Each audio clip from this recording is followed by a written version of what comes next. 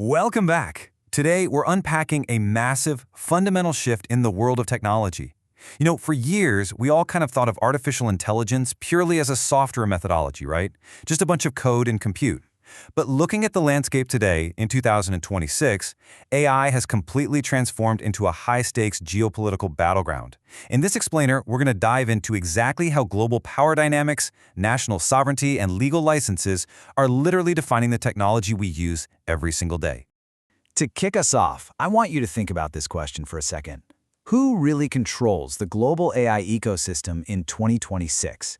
If you had asked this just a couple of years ago, the answer would almost certainly be American big tech, those massive, well-known corporations out of Silicon Valley. But as you'll see, the data from the open source community is telling a radically different story today, and it completely challenges those old assumptions. Now, what's really interesting about this slide is the sheer scale of the shift we're seeing on Hugging Face. Look at this breakdown of global AI model downloads. Chinese organizations now account for 41% of all downloads, and right behind them, independent, unaffiliated developers at 39%. The US and Western industry, which has historically been the dominant force, now sits at just 20%. Following the viral success of DeepSeek's R1 model, China's AI ecosystem steered heavily into open source, and it's completely flipped the balance of power. Section 1. The licensing battlefield. So, this shift in global power isn't just being waged with raw computing power or lines of code. It is actually being fought through legal text. Before we go any further, we need to understand a term the open source initiative has been heavily emphasizing lately: open washing. This happens when a company brands its models as open source, but they actually use restrictive custom licenses that violate the four basic freedoms of true open source. Choosing a software license isn't just a legal formality anymore. It's a structural engineering decision. It's the product architecture. True open source licenses allow anyone to use, modify, and distribute the tech without restriction. Open-washed models, however, come with hidden strings attached, things like usage caps or bans on using the model to train a competitor's AI. Because of this, we're seeing a profound divergence based entirely on geopolitics. Chinese organizations like Alibaba, with their QN models, and DeepSeek have aggressively embraced true permissive licenses, specifically Apache 2.0 and MIT. Why? Because they are doing this to deliberately undercut Western gatekeepers and grab massive market share. On the flip side, the US strategy, which we see with Meta's Llama and Google's Gemma, favors what we call restricted open weights. They give you the model, sure, but under custom contracts that allow these corporations to maintain strict control over exactly how you use it.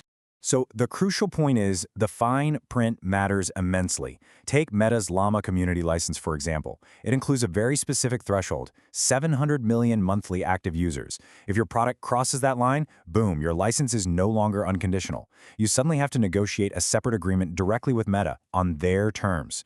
For enterprise legal teams, investors, and acquirers, this isn't just a number. It's an unquantified contingent liability just lurking inside the product stack.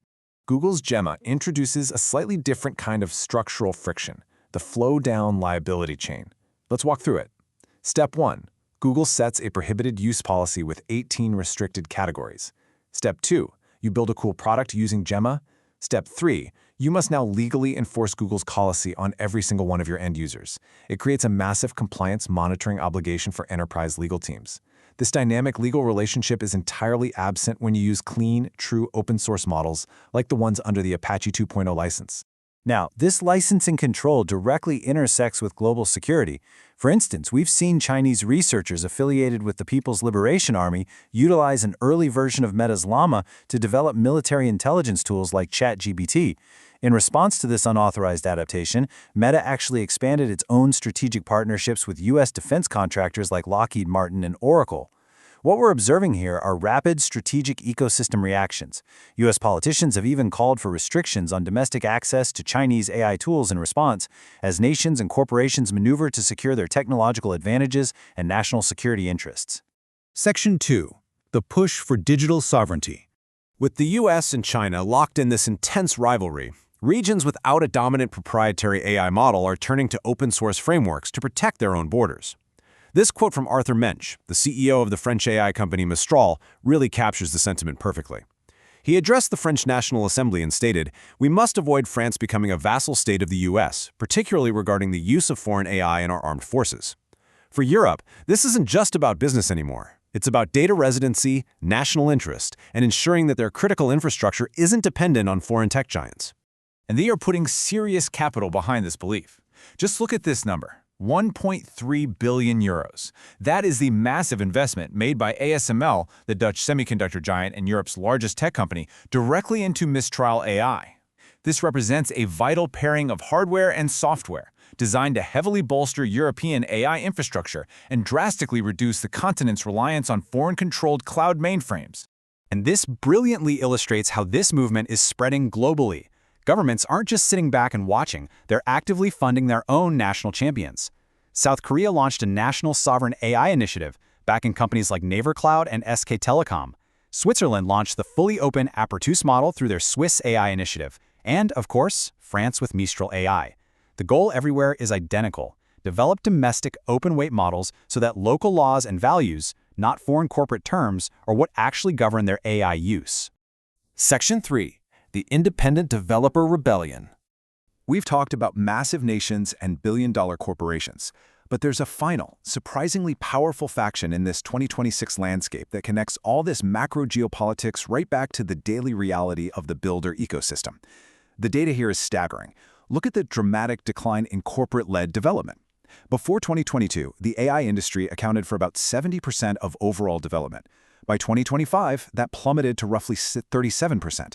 The slack was picked up by the individual users, the unaffiliated developers who are out there fine-tuning, merging, and quantizing these massive base models so they can run locally on everyday consumer hardware. Creating competitive models is now more accessible than ever, and these independent intermediaries are the ones steering exactly how innovation spreads.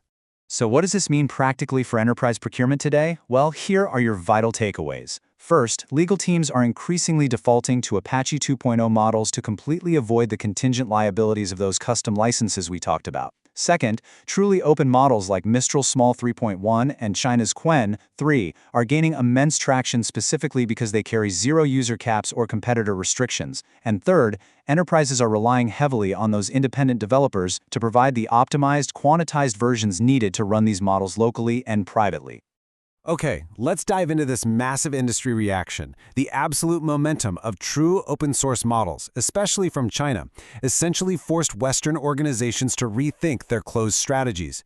In an unexpected strategic move, OpenAI released the GPT-OS family under the highly permissive Apache 2.0 license in late 2025. This was a direct pivot to satisfy enterprise demands for local control, data residency, and legal clarity. And it proves just how much pressure the open-source movement is putting on traditional proprietary giants.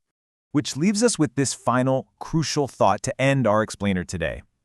In an ecosystem where the US-China rivalry, European sovereignty, and the indie developer rebellion all collide over terms of service, when the legal license dictates the geopolitical future, whose rules is your product actually following?